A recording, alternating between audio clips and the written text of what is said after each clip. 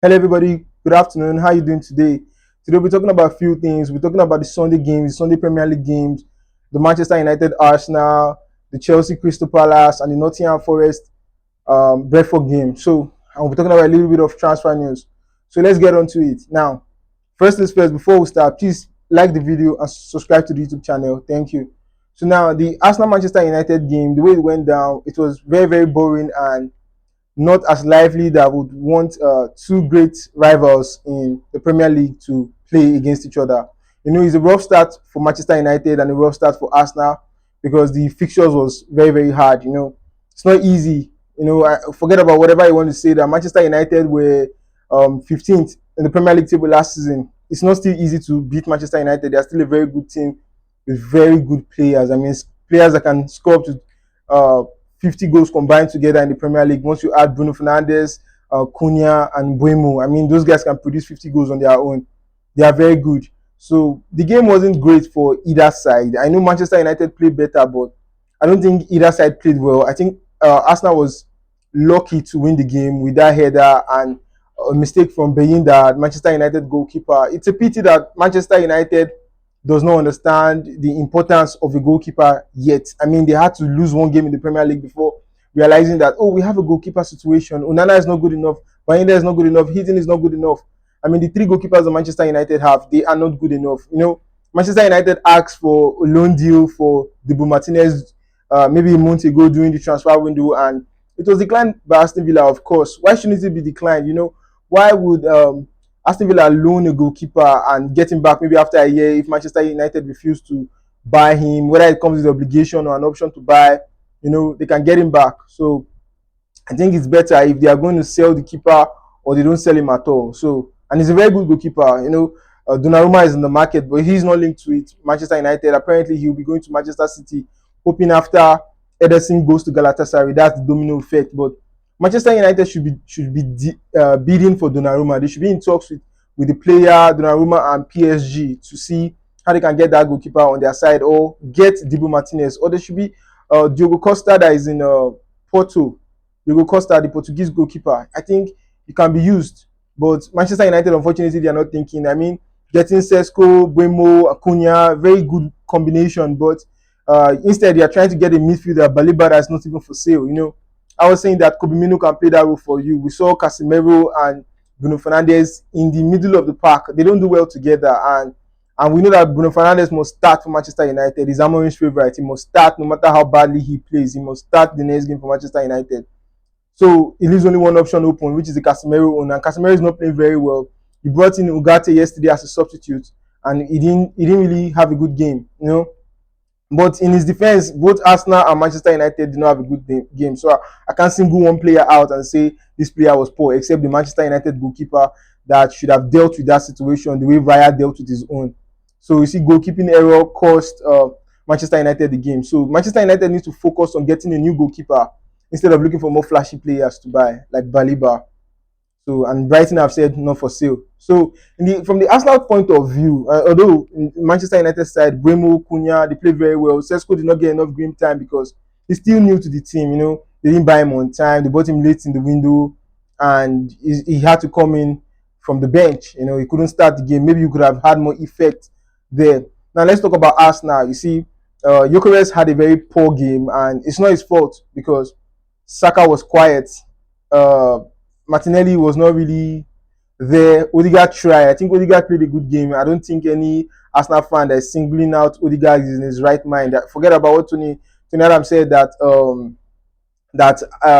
Arsenal cannot win the league with Martin Odegaard. I think we can win the league with this guy.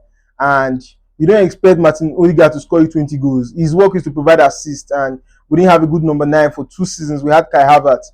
So there's no way, and Kai Havertz was even injured. There's no way and Gabriel Jesus, we know is injury prone. There's no way our number 10 can be playing brilliantly when we don't have a good number 9. But now that we have Gyökeres, I think Odegaard can do a very good job. And saying that Declan Rice should be the captain of Arsenal is just rubbish. It's rubbish talk. There's hierarchy in things. If you want Declan Rice to be the captain, please get rid of Odegaard, because you can't have Odegaard there. You just have an unhappy player. So I like the way everything is like this. I like the way Odegaard is the captain of Arsenal, and I think he's playing very well. So Gyökeres didn't have a good game. And I think Arsenal's defense was brilliant, even if we were a little bit sloppy. California getting the lucky header because it tends to Bainda's mistakes that happened. The game wasn't something to be happy about. Although we played professionally, we got our 3 points, very important. Liverpool has 3 points, Manchester City has 3 points, Chelsea failed to get their own, but we'll get into it. So Arsenal getting the 3 points, even if just one goal difference, it still puts up there. We're still number 6 in the table. Yeah, they say I should not talk about the Premier League table, that is too early and it's premature to talk about it. So let's leave it that way. But getting the 3 points is the job, and we got it. So we need to find out how to use Jokovic more and how to play him better. Saka was very, very quiet in the game, and yeah, Arsenal was professional, we won the game. So it's good to be in the conversation because we're here trying to win the Premier League. We're not trying to come second the game, we're trying to win. So the 3 points is very important. We should be winning games that we're not playing very well. Now let's go to Chelsea's game. First of all, I want to say that if Jackson had played yesterday, we'll be killing him now. We'll be just saying rubbish about Jackson, saying this is the worst striker in the world. I hate this guy. I mean, so many curses on his name, and I don't think it's fair to Jackson. I don't think Jackson deserves that kind of criticism. I know, yes, Jackson could have played better when he had his chances. I know, but João Pedro and Liam Delap, they didn't have a good game. But if it was Jackson that was in that position, yeah, we'll be criticizing him. So when I saw yesterday morning that Eberechi Eze and Maguire will feature for the Crystal Palace game against Chelsea, man, I was mad because I wanted Chelsea to win, man, because my predictions was that Chelsea should either win or draw the game. And yeah, it went well, but I was also expecting Chelsea to score, and Chelsea failed to score. When I saw Eze putting that beautiful free kick, but he got disallowed because Maguire was too close to the Chelsea's wall, not even the push. According to what they said, I would think that they cancelled the goal because of the push. But according to the referee's explanation, it's not the push. He said it's the closeness, the proximity, the nearness of Maguire to the Chelsea's wall. He said it was too close. So that's why the goal was cancelled. I don't know if you guys can remember, a goal was scored by Eberechi is a much better free kick. Was scored last season and it was also cancelled. You guys might have forgotten. I can't remember the team though, but it just called a better, more classy free kick, and it was cancelled. Why? Because the referee allowed him to play. Then while he played the ball, he cancelled the free kick. I mean, he didn't even let the goal enter the net before he cancelled it. So that was very unfair to Eze. I don't know whether Eze will be getting free kicks ruled out every season. I don't know. He's supposed to be transferred to Tottenham maybe in the next week, but he featured for Crystal Palace still. I don't know. I mean, the guy loves the club and he's a professional. When I see Eze and Maguire is trying to go to Liverpool, Eze is trying to go to Tottenham, and they are still playing, still helping Crystal Palace win a game. It's very, very professional. Unlike some players that will go on strike when things are not going their way. You look at the Alexander Isak situation. You look at Gyökeres when he was still with Sporting. You look at Wissa with Brentford. All these guys going on strike. I don't really like that. So I like Baleba, a player that did not go on strike. Very, very professional. Even if he wants the Manchester United move, he's still happy to stay at Brighton. So, yeah, Chelsea had an awful game. Esteban tried, but he's new and he made some mistakes. Palmer was not really having the ball at his feet. So, I don't know. Chelsea could have played better. It was very, very sad to see Chelsea draw. I mean, for us that predict games, we like to see Chelsea win. Okay, so it was unfortunate. Then Chelsea also need the goalkeeper, but can't say Sanchez did anything wrong. But Chelsea needs a goalkeeper. Chelsea needs a professional. A leader in the pitch. I mean, Chelsea needs like an out-and-out striker, but I think they are okay with Liam Delap and João Pedro. I love to see how it goes this season. I know João Pedro has been good coming so far. Liam Delap has been brilliant, but I think the Premier League is the real test, not Club World Cup and Conference League. I don't think that's what we should be using to say our players are good. So let's just see how Chelsea will play this season. Now, Nottingham Forest was the best game. Wood scored 2 goals, and you can see they have a very good proper number 9, Woods. And Nottingham Forest, they are one of my favorites for this season. One of my favorite clubs for this season because I like clubs that do business. I like to see the transfer window lively, and Wood scoring 2 goals. We saw Morgan Gibbs-White giving an assist. And when that happens, it's like a new signing because he should have been in Tottenham, rightly speaking. By now, Morgan Gibbs-White should have been in Tottenham, but we know Evangelos Marinakis blocked that move, and he signed more. He signed a deal with Nottingham Forest, and he's going to keep playing for them. So having Morgan Gibbs-White is like It's like Newcastle trying to keep Alexander Isak. So it's like a new signing for them, and you saw the effect yesterday. Then we saw Danudoe, the winger from Bologna that replaced Anthony Elanga. We saw him play good football and score a goal yesterday. So that's why I favor Nottingham Forest this season, because they are ready to do business. Unlike the Brentford, we saw Brentford lost. Yeah, they lost 3-1 yesterday to Nottingham Forest. You know, when you sell so many players, losing Buemo, losing Thomas Frank, losing Christian Nogard, who they lose? I think they lost the goalkeeper too. Losing Wissa, Thomas Frank, all these things going to have an effect on your team. You see Brentford, you see Bournemouth, you see Wolves. I don't really favor them.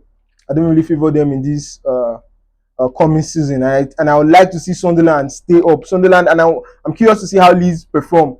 Leeds perform this season. So if not two teams that came from relegation, Sunderland and Leeds, please stay up. And maybe Burnley can go down. So very beautiful Premier League game, good start, and I'm anticipating a lot of good, nice moments this season. Now let's talk about a little bit of transfer window. And so we're talking about Leeds. We'll start with Noah Okafor. You know, Noah Okafor is a player that plays in AC Milan. He's a Switzerland player. He plays in AC Milan, and Leeds wants to buy him. They've placed the bid, and talks are ongoing, and he might be a Leeds player soon. He's a very good attacker.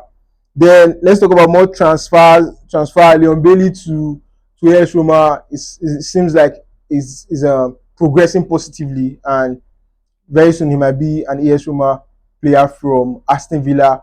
Then we have Sancho. Sancho has declined the AS Roma offer, and he will be looking for a new club, looking for other options.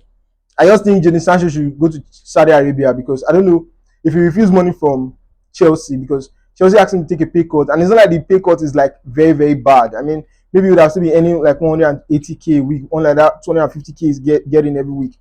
So decline that Chelsea's pay cut. I don't think you get a better deal in Europe. So I think you should just go to Saudi Arabia. I don't know which club is better for Jadon Sancho. You should have stayed with Chelsea. So you should just go to Saudi Arabia. That's the only way we get more money, because declining AS Roma, I don't know who will come for Jadon Sancho again. And transfer window will be closing September 1st. So let's see how it goes then. Yeah, Sunderland wants John Lukumi from Bologna, the centre back from Bologna, and that guy is very, very good. You know, Ricardo Califori was also bought from Bologna, so they produce great players. Danudoe, that's playing for Nottingham Forest from Bologna. I know they're a selling club, but they're doing very well. I think Bologna is a very good place to buy players from. So I hope Sunderland gets them to improve their strength. The way they've beat West Ham 3-0, I like to see them have more wins in the Premier League. Not just, I don't want them to be a participation club or a relegation club again. Let it be more fun to watch.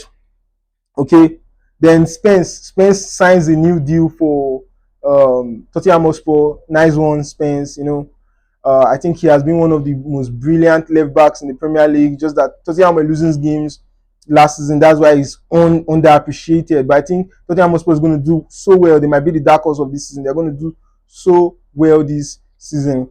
Then, okay, yeah, Nico Williams yesterday scored and assisted against Villarreal for Athletic Bilbao. That's Athletic Club. Nico Williams had a good game, a goal and an assist. So that's it. Then one more thing before I go. What do you think about Ruben Amorim's statement saying that he can win any game in the Premier League? That they have shown that Manchester United can beat anybody in the Premier League. I don't think it's a very good statement, because it's contradictory. You lost a game against Arsenal and you're saying you can beat anybody in the Premier League. I wish you had a draw or you won the game. It should have been, even if we not agree with you, I will not think that, okay, if Manchester United had beat Arsenal yesterday, I wouldn't say they can beat anybody in the Premier League. They are not there yet. You beat Arsenal last season in the FA Cup, doesn't mean you can beat anybody in the Premier League. So, and Arsenal has beat you too. So, I don't think it's fair to say. I think he's contradicting himself by losing a game and saying we can win anybody. Yeah. So, guys, thank you for watching Talk of Football Daily. Please don't forget to like this video, subscribe to the YouTube channel. Thank you. Bye for now.